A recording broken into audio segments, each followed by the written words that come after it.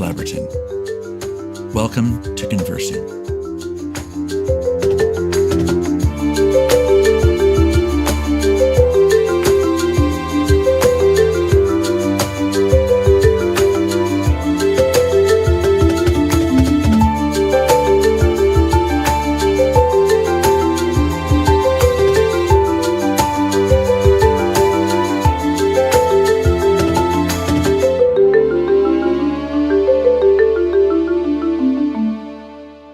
It is a great joy and honor to me today to have as our guest Jeanelle Austin. Jeanelle is a person who grew up in Minneapolis, Minnesota, just a couple of blocks from George Floyd Square. And that's really where our conversation is going to center. But Jeanelle, as her background has been raised in the Christian faith, she was raised in a context of a strong sensitivity toward the faith's implications for racial conversations and crises and issues. She went to Fuller Seminary after Messiah College. She did 2 degrees there, and she launched from Fuller out into Texas, where she was for a while serving as a consultant for a business that she has established, a consulting practice that is called the Racial Agency Initiative, where she works as both a coach and an advisor to leaders trying to face issues of justice in various contexts.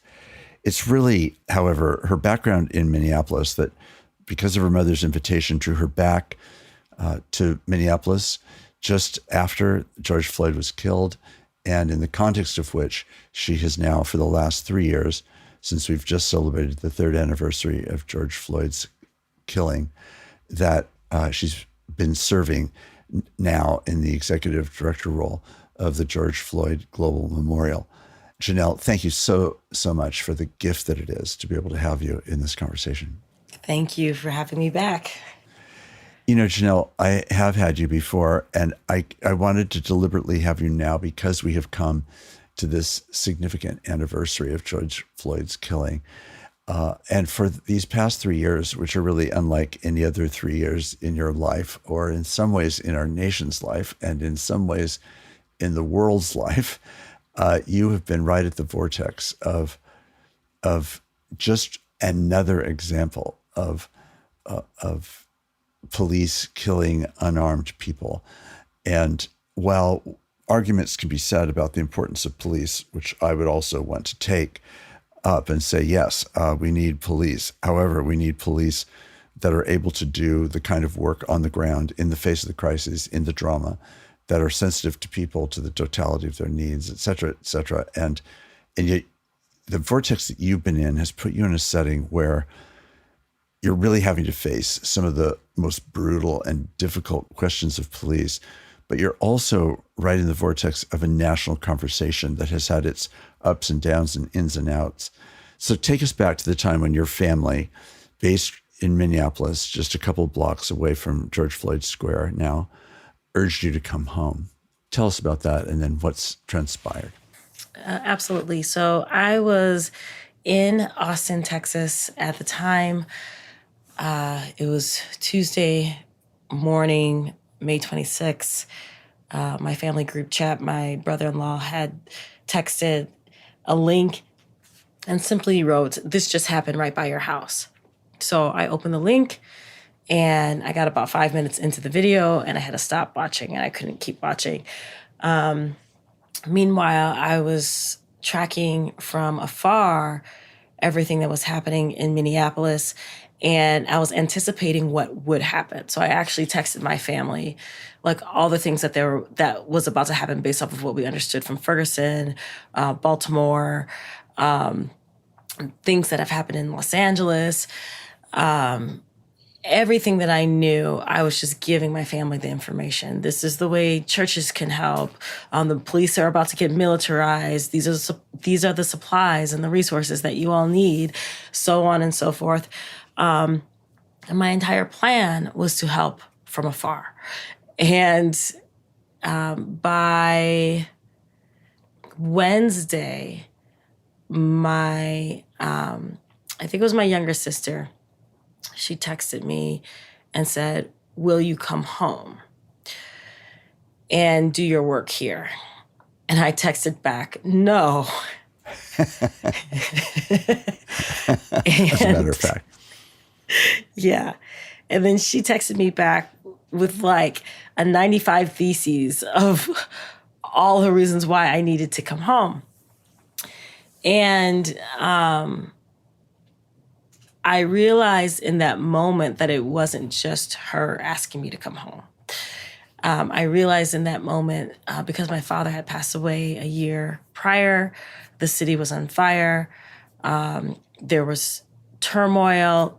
Minneapolis was not accustomed to that level of civil unrest. And it was 3 blocks, the epicenter was 3 blocks away from our family home. And I know my mom, and I knew she would want all of her chickens to be counted by her very hand. Right. Where are my kids? Right. I want to account for them all. Yes. And so I said I'd come home, and I packed for a week's worth of clothes thinking I'd be there for 2 weeks. And then 2 months later, people started to mock me that I only wore the same clothes over and over and over again. And I had to make a decision. I had to make a decision if I were going to go back to Austin and live life how I was starting to reimagine life, or if I were going to stay in Minneapolis. And I decided to stay. Now, luckily, I hadn't settled too deeply in Austin. All of my stuff was still in a U-Haul storage pod. And so I literally just called U-Haul and had them ship my apartment to Minneapolis. So it really wasn't a difficult move. I just had to fly back, pack my car, and drive up.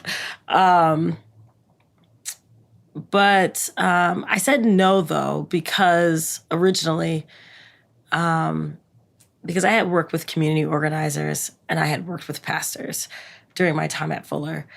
And they're both vocations in which people are extremely territorial over their flock.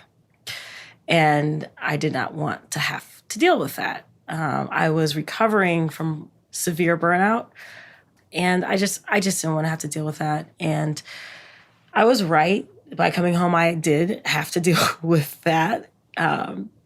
But it's been worth it. Jeanelle, the story of what unfolds in George Floyd Square is just a series, as many listeners, probably all listeners, are aware, unfolded day by day by day with great speed and great, both first regional, then national, then international attention. Then it becomes part of a spark that is a spark literally heard around the world that ends up inflaming and awakening and engaging people in all kinds of justice issues all around the globe. And before too long, it seemed to me that you have just organically emerged as a person who's doing two things. One is you really are a caretaker of all of the various offerings that people were bringing to remember, honor, dignify, affirm the life of George Floyd.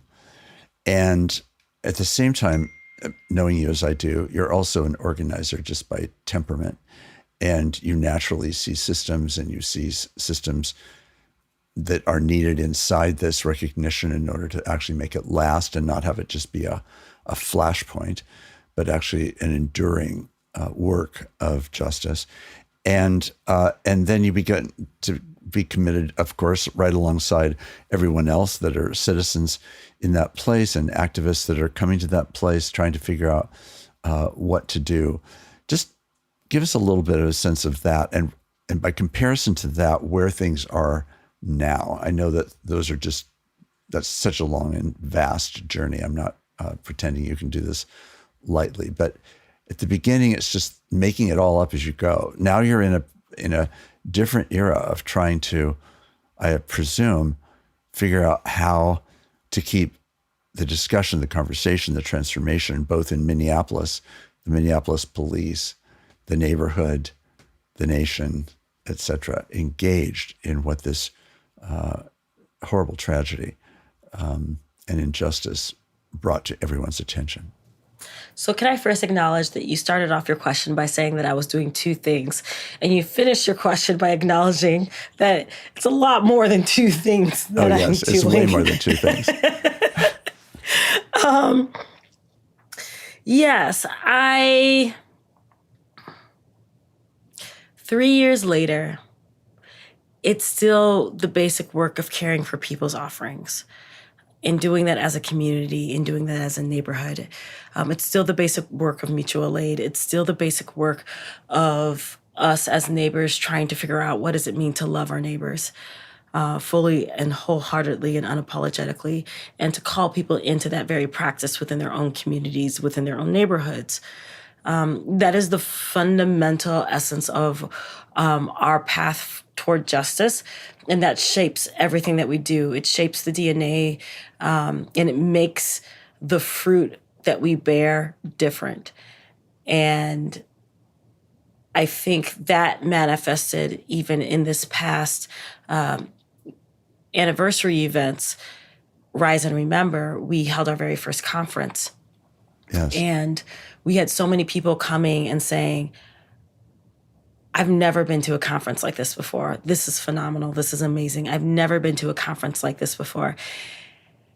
And I had to step back, and I was confused because, I'm in organizing mode, like conference organizing mode. And so I'm like, well, there are chairs and there's a stage and there are people on the stage being invited to speak on a particular topic. How is this not like any other conference you've been to before?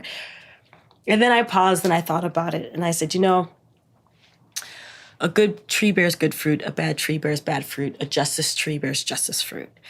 And because our community is rooted in a quest for justice, everything that we produce is also rooted in that quest. And the invitation that we offer to people who come into the spaces we create is to also join us in this pursuit and quest for justice. And that thereby makes those experiences different. Because we're not there to get a check. We're not there to be able to build your name, to build your credentials. We're not there to be able to say, I am a part of this exclusive club. No, we're there across socioeconomic lines. We're there across professions and industries. There are people who would not normally ever cross paths ever. And we are all there with a common interest to say, what is our role in this justice work? How do we do our part in this justice work? And that is the call. In year 3 in our country, this is the time when the media is going to try to push people to forget. Yes. This is the time when people are going to want to get comfortable and want to go back to business as usual. And that means that the work, the heavy lifting that we have is to challenge everybody and remind them that business as usual equals the lynching of Black bodies. Right. And we cannot afford business as usual. And so how then do we invite people onto a different journey, onto a different path that's not going to look like marching with your feet, but it's going to look like marching with your minds? How are we going to strategically think through what life looks like on the other side of justice and start to live into that within our respective industries, within our respective fields, and places of work and influence? And that is the work, that is the call. And George Floyd Square exists in so many ways to continue to invite people into that work. The symbolism that stands as a symbolism of Black liberation, which when Black people are liberated, everybody is liberated. It invites people who come as visitors to reimagine what it means to be a neighbor, to reimagine what it means to pursue the right thing as a way of life, to reimagine what it means to pursue safety for all people, to reimagine what it means to love. And that is the work. That is the task before us. And there are many who think that our ambition is too great, is too wide, is too broad. It's unachievable. But we don't believe that. We actually believe that it's possible for us to see what life looks like on the other side of justice in our lifetime. Someone asked me yesterday, they said to me, Jeanelle, who do you look to be informed about the work that you do? And I think I surprised them because I said Harriet Tubman, Frederick Douglass, right. Ida B. Wells. Right. And when we look into history and we see what these people did to liberate their people and to imagine what life looked like other than the world in which they currently lived, and they pursued it with all their hearts. And we are a product of their dedication, their vision, their belief systems, their fight. And I don't think that we should expect anything lighter, anything less. I fully expect it to be just as heavy. I fully expect it to be just as hard. It looks different because we're in 2023. But the work is going to be just as challenging. And I shouldn't expect to somehow be more privileged than my ancestors in this call for justice. It's just such a profound statement. I'd like you to just say a bit more about that, because I think it makes such a significant point about the taproot, I think is what you're referring to, that the actual taproot of racism may have morphed in the way that it manifests, but its actual, and not entirely how it's morphed, let me say, but in ways it's changed how it's morphed, and circumstances of some kinds have changed, but the actual seedbed of resistance against racial justice is so strong. That's part of what you're referring to, but am I getting it right, or is there something in addition that you want to just say about that? I mean, absolutely. Like, during the era of the civil rights movement, people were literally assassinated for doing this very work. And that time period is not that far off. And so we who are boots on the ground are very aware that the consequences of the work that we do is death. And we are willing to put our lives on the line to see our people be free. And it's that simple. It's that simple. We understand the way in which white supremacy works. We understand the way in which whiteness works. And it protects its power at all costs, which means that we can easily become collateral damage to protect power, privilege, control that white supremacy has always had. Power does not see power willingly, Frederick Douglass. So we move with the understanding that we are not exempt from the very consequences that our ancestors received from the very same system. It's just a virus that morphs. One of the things that strikes me is that in the comment you just made about power doesn't see power clearly or willingly, it is really at the back of what often happens in white conversations about the destruction of property as a sign of something that's outrageous. And the greater outrage going often to the damage of property than to the continuous damage of Black bodies and Black lives. And somehow those two things are thought to even be in the same category, let alone that one is actually greater. And it turns out that it's not the persons that matter, it's more the property that manages to surface as the prime indicator of what is, quote, really wrong about a given demonstration or whatever it might be. I bring all that up partly because one of the more fascinating parts to me of watching what you've personally been so invested in these offerings, which just include all kinds of things that people have simply brought, they've made, they've cultivated, they've borrowed, they've put together, they've constructed, they've photographed, they've painted, just all kinds of things that are expressions of their offering. And that kind of stuff seems in contrast to the stuff that we now see in, quote, museums.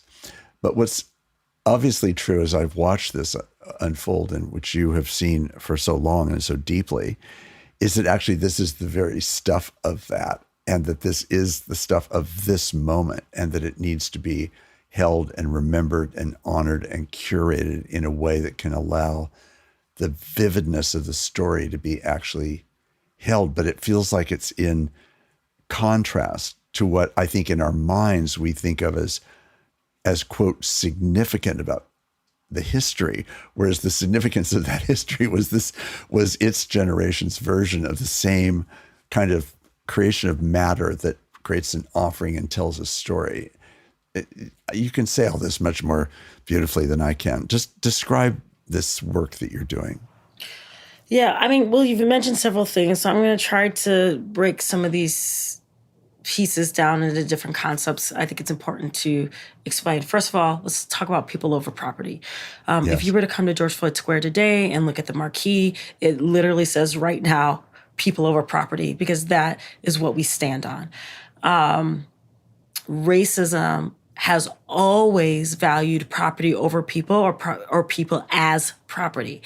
Yes. And when you understand whiteness and white supremacy and the way in which Black-bodied people were their property, the way in which Black-bodied people were the stock in the stock exchange, right? Black-bodied people were the capital of capitalism. So the legacy of that, when you see people running to protect their property, we see that throughout history, right? How do we keep Black people as slaves? How do we keep Black people underneath white people in this racial caste system? How do we lay claim on Black-bodied people? The fact that they can still lynch us with very little consequences for the most part, right? I think Derek Chauvin was an outlier because the politics were too great, and whiteness has no issue throwing their own under the bus, right? And so when you understand that racism is created with this sense of property is the most valuable thing to get one rich or wealthy, and Black-bodied people are included in that property. And with the Emancipation Proclamation, now there becomes this rage because, like, hold up, wait a minute. Like, how is it that they're no longer our property? And since that moment, it's been that tension, right? The fact that someone can value their building more than somebody's life, that's the legacy of America.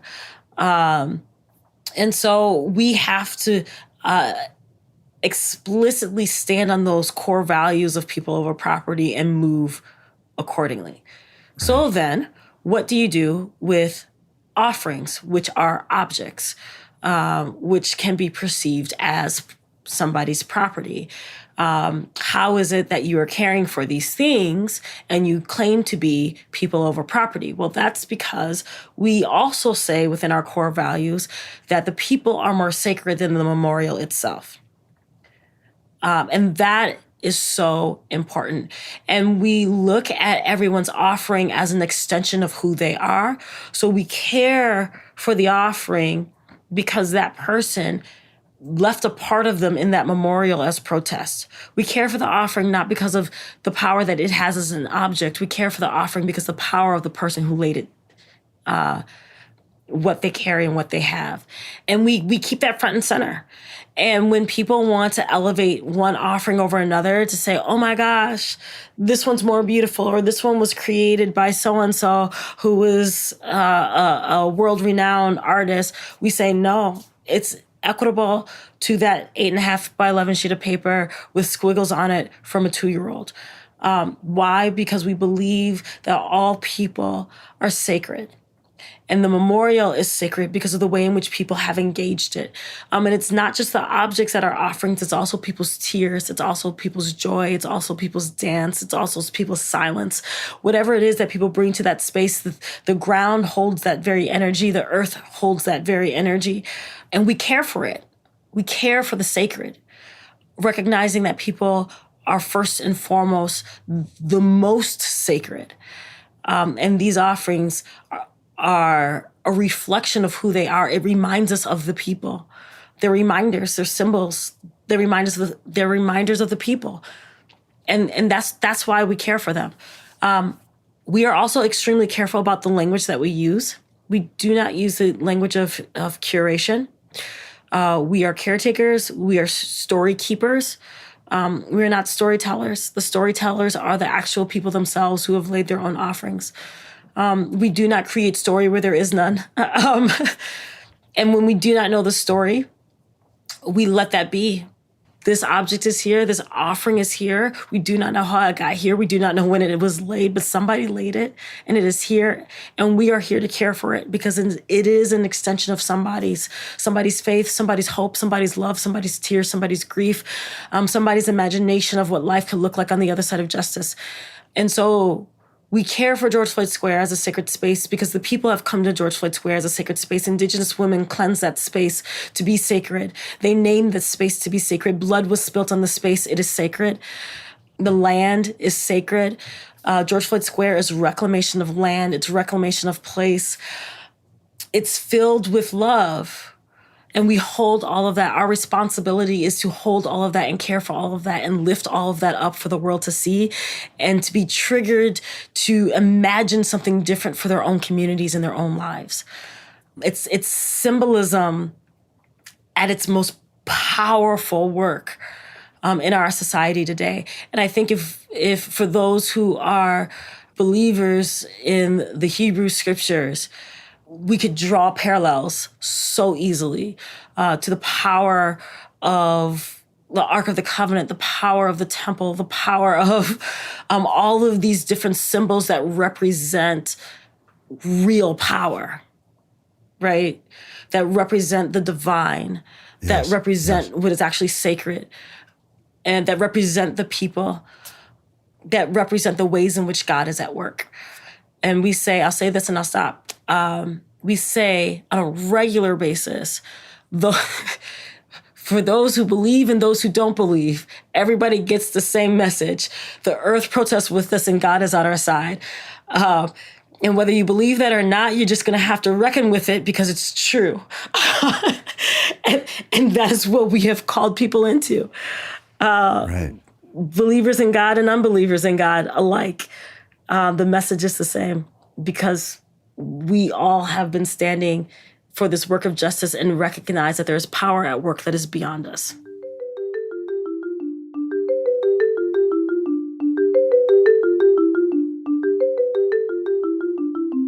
I'm Mark Labberton. You're listening to Conversing.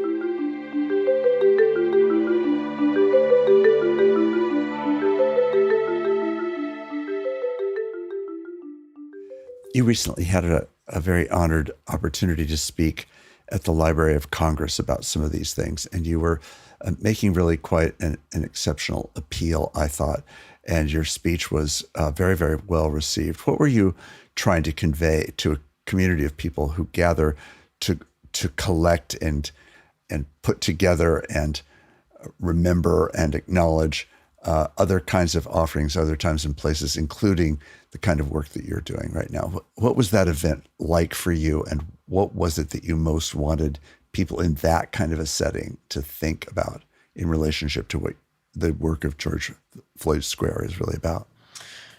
First of all, the symbolism of going to the United States Capitol with my community, which we are constantly in a state of protest, and to go to a convening that is about art conservation, and to go knowing that I'm about to speak about lynchings and they have no idea. It's heavy. It was so heavy carrying that message for a long time. I'm not even knowing exactly how I was going to convey that message, but yes. It was like in my body, it was in my bones, it weighed heavily on me. So many moments I just wanted to weep before I even got to the stage, because I needed people to understand the seriousness of the call. And it's not just my call, it's all of ours. It's all of ours. It's not just one person. The call to end public lynchings is for all of us to lean into.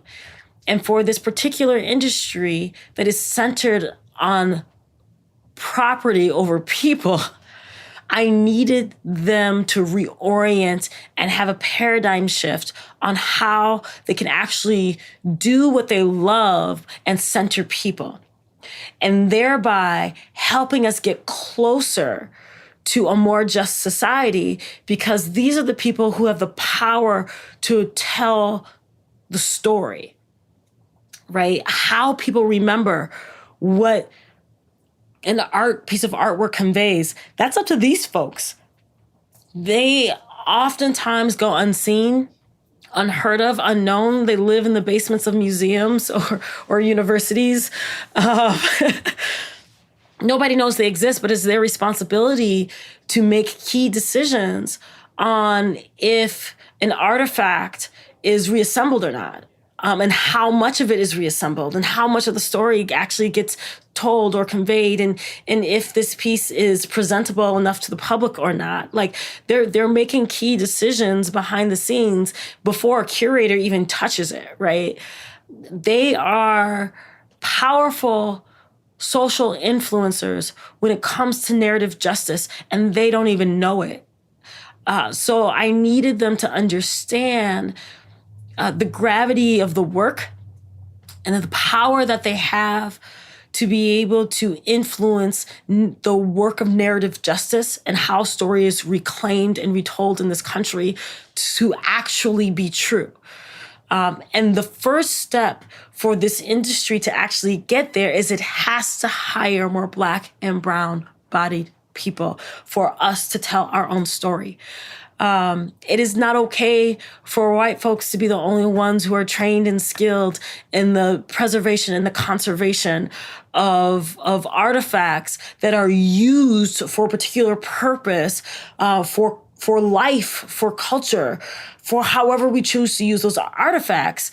And I think that's what's so different as well about George Floyd Square, is that they're not just offerings to be exhibited and for people to consume, right? To consume Black death. Like, no, these offerings have a purpose of protest.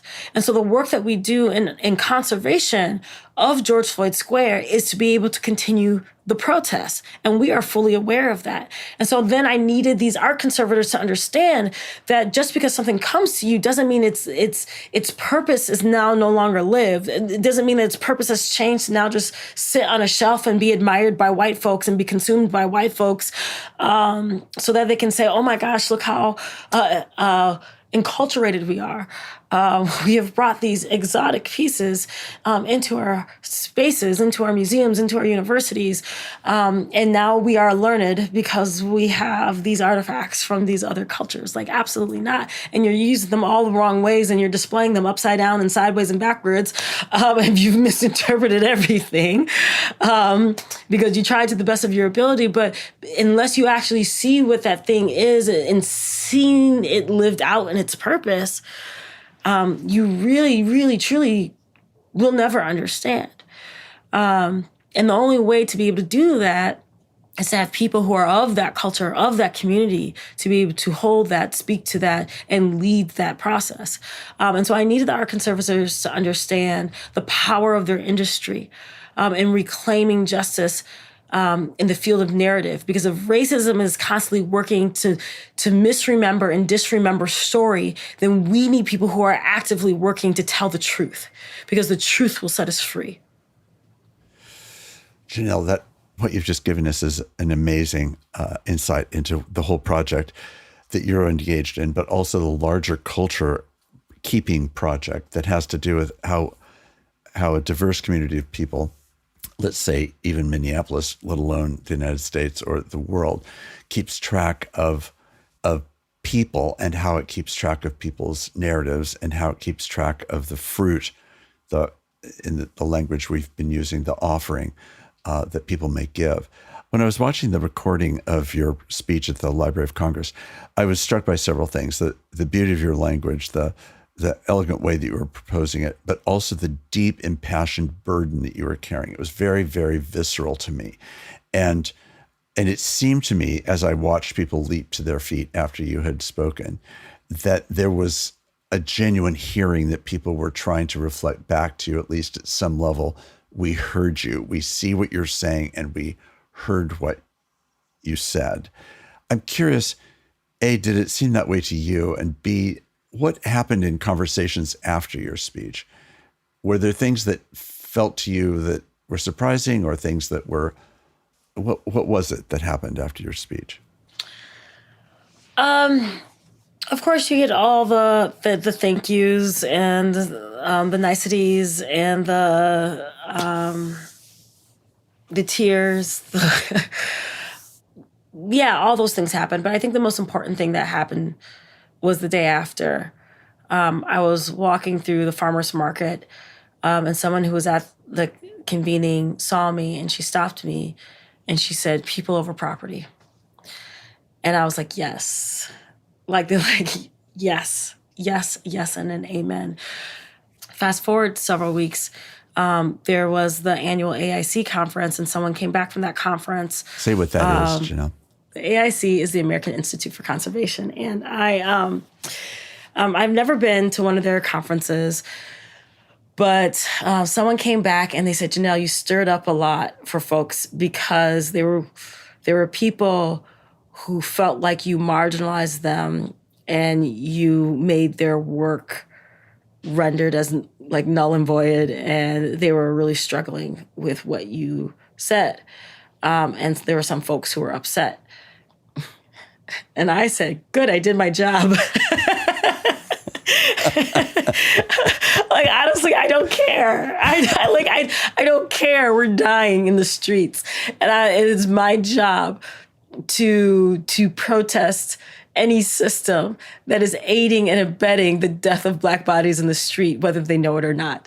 And so if somebody feels uncomfortable because of the words that we spoke about the lynchings of Black bodies and the complicitness of that particular industry in the lynchings of Black bodies indirectly,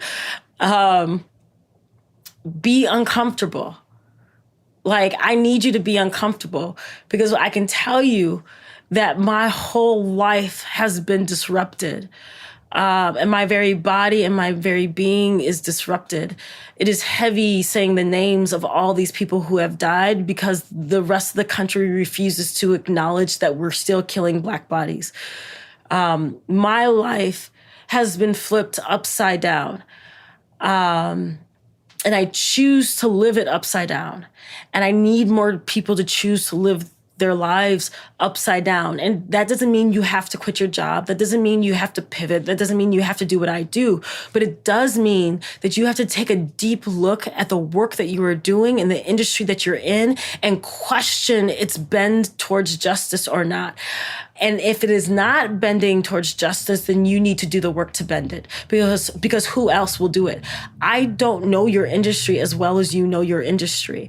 And so you are the most qualified person to scream to the rooftops, to disrupt somebody's day and say, we need to do this more justly. We need to get this right, because I could look back to the civil rights movement, and when Martin Luther King was getting ready to do the Poor People's Campaign and unite poor people across races to get some justice for these folks, that is when they assassinated him, because they could target a singular leader and then scatter the flock. But now we're in 2023 and we've learned some things, just how the government has watched all the protests and learned things from us. We've watched the government and we've learned things from it. And that is, it's going to take all of us to lead in our respective areas, because if they assassinate all of us, well, they ain't going to have a country. Ain't nobody going to have votes. Like, so it's all or nothing. And we have the power to collectively be the kind of society that we want to live in. We have the power to collectively set the imagination of what life looks like on the other side of justice, and then ask the policy and the politicians to catch up. We have that power. We have the power of those who work in corporate spaces and corporations to say, you know what, we're just going to not exploit people anymore. Like, we're actually going to give people equitable and fair wages. Those within the housing industry, like, you know what, we're going to ensure that people actually can afford their homes and that they're not being priced out of their homes, and that people can live sheltered lives. In the literal sense of the word shelter. Yes. And I think we have that collective responsibility as a society. No one person should ever have to be Dr. Martin Luther King ever again. Like, that is irresponsible of us as a nation to push somebody in such an unhealthy road. We have to be able to share the load and say, this is what we want. This is what the prophetic call has always been. This is who we need to become. And we each are going to do our part, regardless of what people say about us. You opened talking about police and talking about we need police and good police, bad police, blah, blah, blah, blah, blah. Here's the thing. In our country, we understand that policing is rooted in the legacy of slave patrol. And the roots and the DNA of policing has always been toxic to Black communities, period. End of story. That doesn't mean that we do not build a society without public safety, right? But that means that we have to reimagine what public safety looks like. Yes. That keeps us all safe. Yes. The very idea of just walking around patrolling people and deciding if they're doing something good or bad, or if they're breaking a law or not, like, that's no way to live. For anybody, whether you are the person asked to do it or whether you're the person being interrogated. Like, that's right. No way for us to live in community. That is not love, right? So how do we reimagine public safety in a way that is rooted in love, in a way where people who are gifted and called to the work of public safety can actually lean into that in a way that is life-giving to everybody? Yes. So we have to be willing to take a risk to reimagine what that life looks like, and get rid of systems that don't get us to that way of life, right? We're not getting rid of people.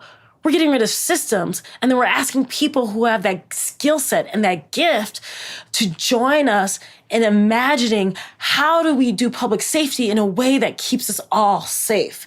And public safety also requires doctors and wellness practitioners and school teachers and social workers, and decent bosses and good jobs and healthy food and grocery stores. All of that leads to public safety. So somebody's job doesn't have to be going around and accusing people of loitering and putting them in prison for 20 years. That's no way to live. Come on, like, we deserve better than that as a nation. We've gone through too much as a nation. We've formed and forged and created too much as a nation to take old, antiquated ideologies of public safety and continue to apply them as if it's keeping us all safe. Like, it is obviously not keeping us all safe. And when we look at Tyree Nichols in Memphis, Tennessee, so many people were like, oh my gosh, how can it be that it was 5 Black officers doing it? Because we've been screaming from the rooftops, it is the system of policing. It is not the color of your skin. I think it was Willie Jennings who came to Fuller Seminary in 2017 who said, you don't have to be white to be white. Like, because whiteness is an ideology, and if you live into it and if you lean into it, you're going to be part of the problem. So at what point are we as a nation going to stop and pivot and do life differently that is rooted in loving our neighbors as we love ourselves? It is that simple, but yet that's difficult as well, because loving your neighbor is the hardest thing that you will ever have to do, because you will always have to come face to face with yourself. Always. And you're going to have to learn how to be in community, and that is difficult and that is challenging. But it is worth it. The joy. Jesus, who for the joy set before him, endured the cross. Jesus could see what life looked like on the other side of justice and endured a cross. And if Jesus can do it, so can we. Jeanelle, thank you so much for this conversation. You continue to deeply affect me, and I hope many, many, many other people, by your leadership and your voice, by your hard work in the trenches. When you spoke earlier about the fact that this is a costly work and that it could cost you your life to do this work, I take that with the full seriousness and genuineness of that statement. And I also know, because of our years of friendship, that you're not a stranger to burnout. And it takes a long time for there to be social transformation. So as we close, what words do you have to say for people who are absolutely in this work with you, who need to do it for the long haul? How is this done for the long haul? And what have you learned about how you can do it in that same way? So at our Rise and Remember conference, we had some wellness practitioners engage in a panel and then also workshops. And one of the wellness practitioners, she said something that hit the whole audience deeply. She said, we need to be able to give out of our overflow, not out of our actual cup. Some of us are working from cups half empty, half full, and we're pouring and we're giving out of our cups, and so we're depleting ourselves. And she said, if that's you, raise your hand. And the majority of us raise our hand, me included. I'm not gonna lie, I ain't been perfect. I've been terrible at practicing the very things that people keep asking me to practice to stay alive. But that caused me to think deeply of, what is it gonna take for me to fill my cup and then allow it to overflow so I have something to give out of my overflow. I still do Mondays that are my me days. So I've never allowed my cup to get empty. So that's good.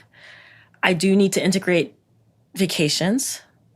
I do need to integrate a little bit more fun. Apparently people were mocking me because I'm too stiff. I don't have enough fun.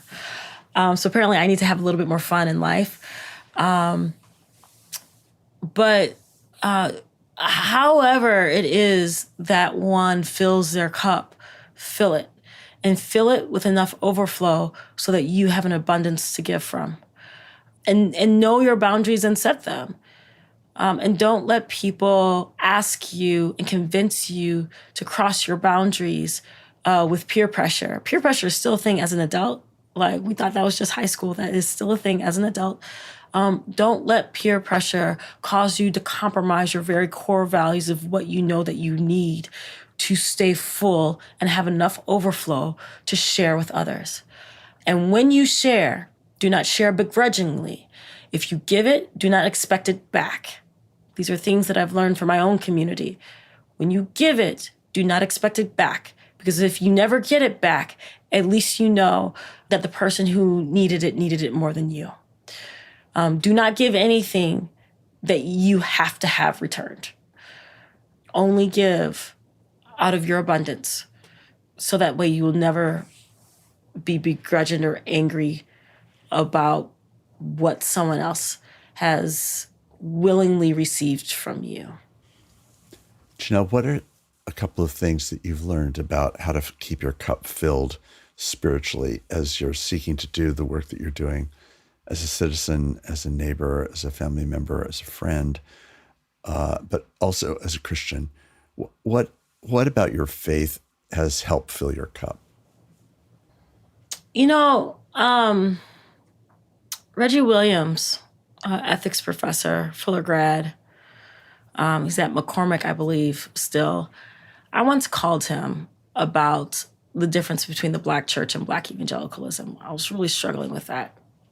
And he said to me, Jeanelle, the difference between Black theology and Black evangelicalism is, for evangelicalism, justice is peripheral. Like, at the core of evangelicalism is, confessing your sin, believing in Jesus, being saved, going to heaven. And then if you do justice, that's extra points. That's like you're doing good work. You're doing important work. Within Black theology, if you're not doing justice, your very faith is in question.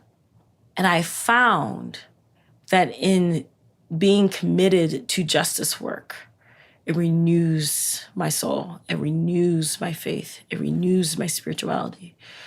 The repetition of simple lines like "the earth protests with us and God is on our side" reminds me on a daily basis that God has not abandoned the work.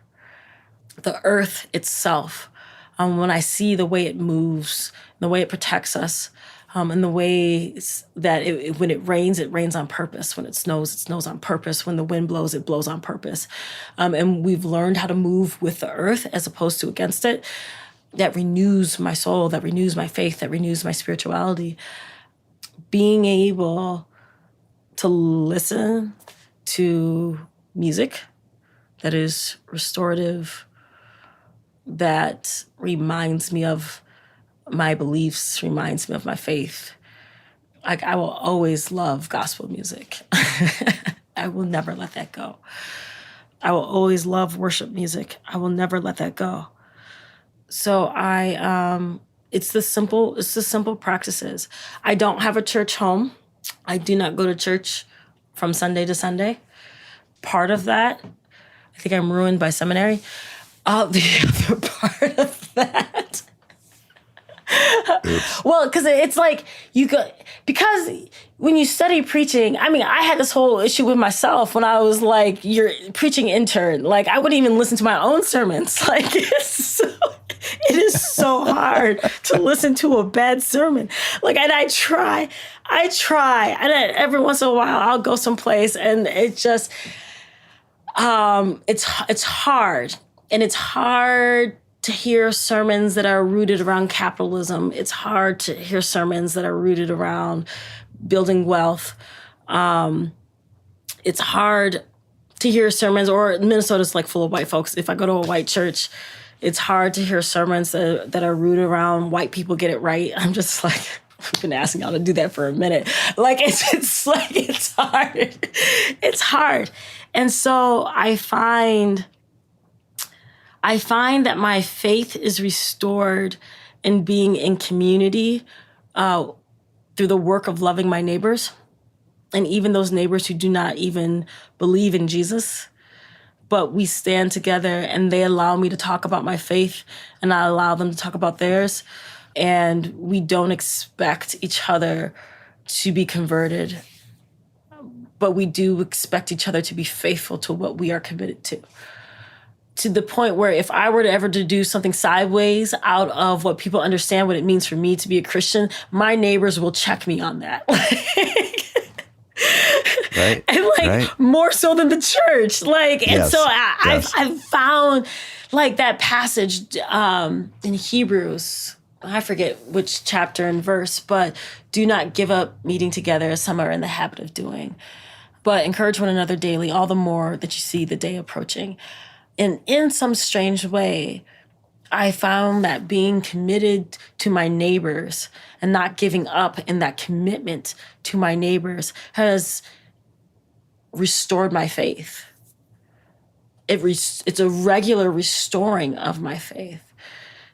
And every once in a while, if I'm lucky, I'll come across somebody else who's a seminary grad, and we'll exchange war stories, and we'll talk on that academic level, and we'll have a good time. But the real work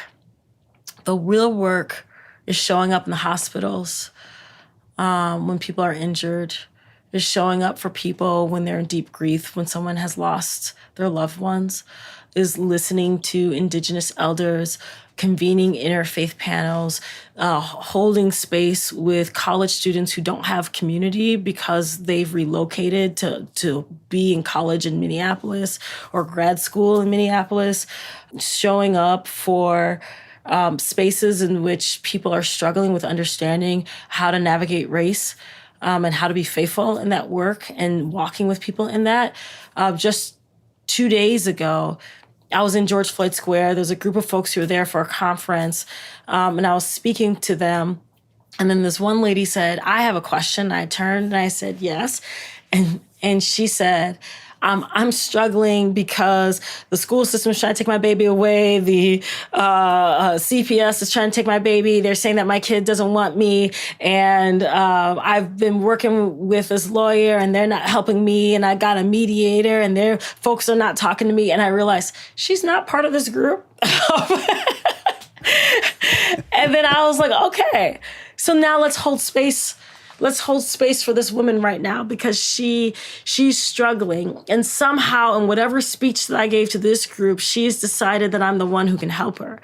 And I don't think that I have the tools to help her, but at least in this very moment, I can listen to her and be present with her and then offer what I can as ideas to help continue her pursuit of justice. And I think like that is the practice of the way of Jesus, right? When you're on one agenda and then you see someone in need and you pivot your agenda to address the person in need. Right. I can give you biblical story after biblical story after biblical story of that is the way that Jesus lived his life. And I think those moments restore my faith and remind me of the scripture, of the work. I will admit, I should do a little bit more Bible reading than I do. I should do a little bit more reading, period, than I do. But I am grateful that I have a solid foundation in scripture as someone who grew up memorizing scriptures from ABCs to Bible quizzing, like K through seminary. That Bible quiz that you gave us that first day of homiletics that everybody failed, I did not fail it. I did not fail it because I have a solid Bible foundation thanks to my parents. And it's helpful. 2019, I read through the book of Psalms, and that has kept me in a deep, in a profound way. I keep going back to the Psalms. And so there are seasons. Right. There are seasons of the ways in which I engage my tradition and my faith, but leaving it is not an option. Leaving it is never an option.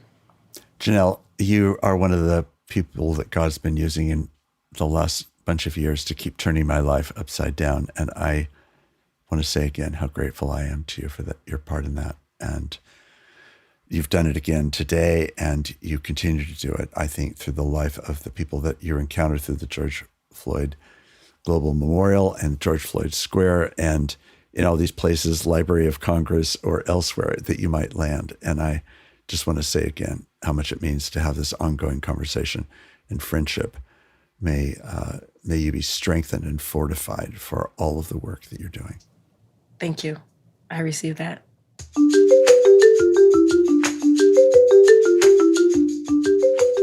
Thank you for listening. Subscribe to Conversing on your favorite podcast app to listen to new episodes as they're released. And please leave a review. Conversing is produced by Peter Laberton and distributed by Fuller Studio.